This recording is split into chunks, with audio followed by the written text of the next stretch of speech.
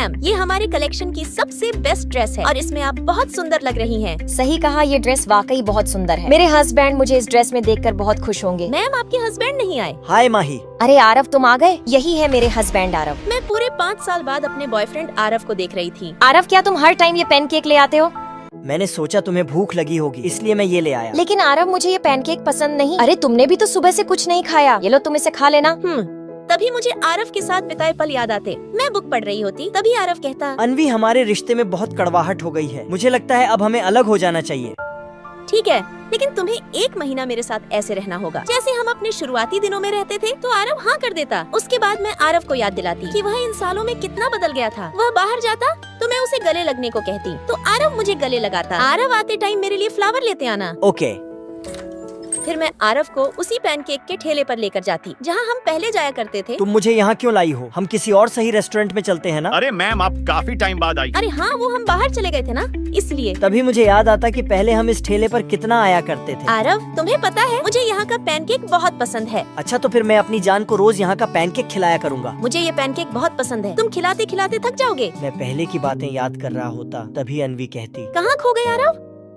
कुछ नहीं, बस ऐसे ही। फिर मैं आरव को याद दिलाती कि वह मुझे बिना गुड नाइट कह नहीं सोता था, तो आरव मुझे गुड नाइट बोल देता और सो जाता। फिर मैं इन 30 दिनों में आरव को सभी बातें याद दिलाने की कोशिश करती। मैं मोबाइल चला रही होती, तभी आरव आ जाता। आरव, तुम आ गए? तभी आरव मुझे फ्लावर देता जो मैंने आरव से लाने को कहे थे। मैं टेडी बेयर खरीदती तो आरव को फोटो सेंड करके पूछती, आरव टेडी बेयर कैसा लग रहा है? तो आरव मैसेज करता, बिल्कुल तुम्हारी तरह क्यूट। मैसेज पढ़ मैं मुस्कुरा जाती। अब मुझे लग रहा था कि मैं अपने काम में कामयाब हो रही हूँ। मम्मी पापा की कसम है, लाइक सब्सक्राइब करके कमेंट में पार्ट 2 लिख दो। मैं टेडी बेयर खरीदती तो आरव को फोटो सेंड करके पूछती, टेडी बेयर कैसा है? तो आरव मैसेज करता, बिल्कुल तुम्हारी तरह क्यूट। मैसेज पढ़कर मैं मुस्कुरा जाती। गुड नाइट माई बच्चा। शाम को आरव खुशी खुशी आता और मुझे गले लगा लेता और फ्लावर देकर कहता, बेबी, ये तुम्हारे लिए। ये सुन मैं खुश हो जाती। फिर हम पहले की तरह एक दूसरे के साथ बहुत खुश रहने लगे। भैया, एक पैनकेक देना। क्या बात है सर, आज बड़े खुश नजर आ रहे हो। हाँ, बस इतना समझ लो, मुझे एक नई जिंदगी मिली है और इस जिंदगी में मैं बहुत खुश हूँ। अच्छा, ये तो बहुत अच्छी बात है। यह लीजिए आपका पैनकेक। थैंक यू दोस्त। अरे नहीं, आपकी पेमेंट हो चुकी है। कल मैम आई थी और वह अगले 5 साल तक के पैनकेक की पेमेंट कर चुकी है, इसलिए अगले 5 साल तक आपके लिए पैनकेक फ्री है। रुको, मैं आपको मैसेज भेजता हूँ। मैसेज देख मेरे होश उड़ जाते और मैं तुरंत घर की तरफ भागता। अनवी कहाँ हो? अनवी। मैं अनवी को पूरे घर में ढूंढता, लेकिन मुझे अनवी कहीं दिखाई नहीं देती। मैं तुरंत अनवी का फोन ट्राई करता, लेकिन फोन स्विच ऑफ जाता। ये देख मैं टूट जाता। मुझे घर के हर कोने में अनवी के साथ बिताए सारे पल याद आते कि अनवी और मैं साथ में कितना खुश थे। तभी मेरे मोबाइल पर अनवी का मैसेज आता। जैसे ही मैं मैसेज पढ़ता तो मैं टूट जाता। मैसेज में लिखा था, आरव, मेरा मांगा 1 महीना पूरा हो चुका है, इसलिए मैं जा रही हूँ। आरव, तुम्हारे साथ बिताया हर पल मुझे हमेशा याद रहेगा। मुझे कभी ढूंढने की कोशिश मत करना और हमेशा खुश रहना, तुम्हारी अनवी। मैसेज पढ़ मेरे पैरों तले से जमीन निकल जाती। ये मैंने क्या कर दिया? अनवी, प्लीज लौट आओ ना, मैं तुम्हारे बिना नहीं जी सकता। अच्छा सुनो, तुम भी हमारी शादी में जरूर आना। हाँ मैम, क्यों नहीं। अच्छा आरव, तुम ड्रेस की पेमेंट कर दो। आप आरव को ले जाएं, वो ड्रेस की पेमेंट कर देगा। ओके, चलिए सर। आप पेमेंट कैश से करेंगे या कार्ड से? अनवी, तुम मुझे छोड़कर क्यों चली गई थी? आपके 52,700 रुपए हुए। अनवी, तुमने मेरी बात का जवाब नहीं दिया। तुम मुझे छोड़कर क्यों चली गई थी? आरव, अब इन बातों का क्या फायदा? आरव चलें, हमें देर हो रही है।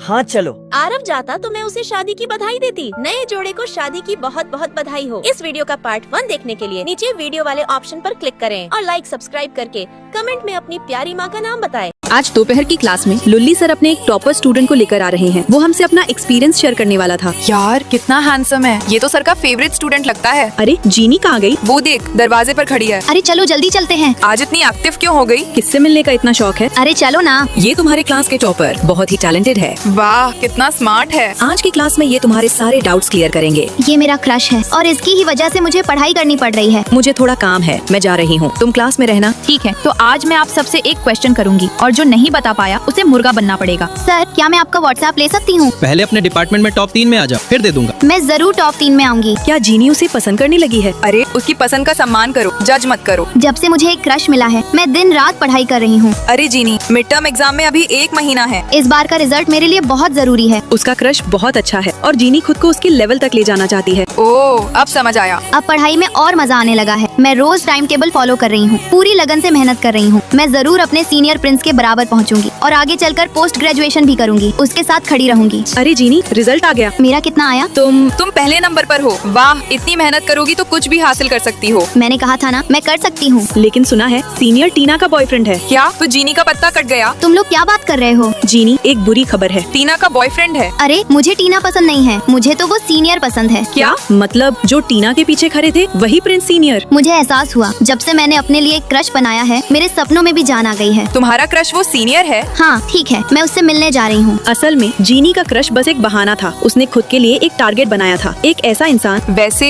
ये तो गर्ल्स कॉलेज है, इस डिपार्टमेंट में कोई लड़के हैं ही नहीं। तो चलिए आज मैं आप सबके साथ अपनी तैयारी का अनुभव शेयर करती हूँ, और भी दिलचस्प तरीके से। ये मेरा क्रश था और मेरी मोटिवेशन भी। सर, क्या मैं आपका नंबर ले सकती हूँ? अब तुम खुद ही इतनी अच्छी बन गई हो, तुम्हें किसी और की जरूरत है क्या? पार्ट 2 देखने के लिए लाइक, सब्सक्राइब। मैं गरीब होते हुए भी इस बड़े से कॉलेज में पढ़ने आ गई, और मेरे साथ जो हुआ वो मैं अपनी पूरी जिंदगी में नहीं भूलूंगी। अरे क्या कर रहे हो? अरे तुम्हारे बालों में कुछ फंसा है। मैं सिर्फ जरूरत से ज्यादा सोचती नहीं थी, मेरी गरीबी और लो कॉन्फिडेंस भी साफ दिखाई देती थी। जिनी, अपना फोन देना जरा, अभी जो फोटो खींची थी वो भेज लेता हूँ। और तभी ये मेरी झोपड़ी वाली फोटो देख लेता है। एक मिनट, जिनी, वो तुम्हारा घर है? तुम्हारा दिमाग तो ठीक है, मैं वैसे सड़े से घर में रहूंगी। हाय जिनी। प्रिंस, अगर तुम्हें मेरे मैसेज का जवाब देना बोझ लगता है तो सीधे बोल सकते हो। नहीं, ऐसी कोई बात नहीं है, वो मैं क्लास में था तो इसलिए नहीं दिया। अब मुझे तुम जैसों से भरोसा ही उठ गया है। मैं जरा बाथरूम होकर आता हूँ। बाथरूम में फोन क्यों ले जा रहे हो? कहीं ऐसा तो नहीं कि मैं तुम्हें फोन में कुछ देख लूंगी? लगता है ये सठिया गई है। कॉलेज खत्म होने के बाद मुझे कोई पूछने वाला नहीं था, बस घर से एक के बाद एक जिम्मेदारियां आती रहती थी। जिनी, इस महीने सैलरी आ गई, अपने छोटे भाई के हाथ पैसे भेज देना। क्या मैं सारी जिंदगी उसकी मदद करती रहूंगी? जिनी, तुम्हारा रवैया कुछ ज्यादा ही बदल गया है, पहले तुम ऐसी नहीं थी। मेरा रवैया बदल गया है? अब जैसे तुम्हारे अंदर एक अलग ही कॉन्फिडेंस आ गया हो। अलग ही कॉन्फिडेंस? लो, ये कप खुद ही उठा लो। अरे ये तो बहुत गर्म है, मेरा हाथ जल गया। सॉरी भैया। अरे जिनी, कहीं जल तो नहीं गई? बहुत गर्म था ना। तुम्हारा दिमाग तो ठीक है, खुद उठा के नहीं दे सकते थे। अगर इसे चोट लग जाती तो जिम्मेदारी कौन लेता? अब मुझे थोड़ा भी डर नहीं लगता था। हो गया, मेरी जॉब लग गई। वाह, बहुत बढ़िया, सच में तुमने बहुत मेहनत की है। हेलो, नमस्ते, हम ट्रेनिंग सेंटर से बोल रहे हैं। आपका कोर्स पूरा हो गया है, इसलिए आपकी जमा की हुई फीस वापस की जा रही है। जमा की हुई फीस? आपका प्रदर्शन अच्छा रहा, इसलिए विभाग ने आपको एक सीट देने का फैसला किया है। लेकिन ये तो फ्री है ना? हम कोई मामूली क्लास नहीं चलाते, ये हमारा प्रीमियम कोर्स है। आप प्रिंस है ना? क्या हुआ, गले लगना है क्या? नहीं, बस ऐसे ही। उसने मेरी लो कॉन्फिडेंस को भी बहुत प्यार से संभाला। उसने मेरी मदद इस तरह की कि मुझे कभी गरीब महसूस नहीं होने दिया। मैं जानती हूँ तुम मुझसे प्यार नहीं करते। अगर प्यार नहीं करते तो मुझसे ब्रेकअप कर लो। ब्रेकअप? ऐसा सोचना भी मत। जब भी मेरी असुरक्षा की वजह से मैं उसे खुद से दूर करने की कोशिश करती, वो मुझे और कसकर गले लगा लेता। अगर तुम्हें बार बार मुझसे ये सुनने की जरूरत है कि मैं तुम्हें छोड़कर नहीं जाऊंगा, तो मैं तुम्हें हर बार बताऊंगा, अब मैं कहीं नहीं जा रहा। शायद मैं सच में बदल गई हूँ, अब मुझे हर बात में डर नहीं लगता। शायद मेरी जिंदगी भी अब पहले जैसी नहीं रही। दोस्तों, अगर आप मुकेश अंबानी के बेटे होते तो क्या गरीब लोगों की मदद करते? लाइक, सब्सक्राइब करके कमेंट में जरूर बताएं।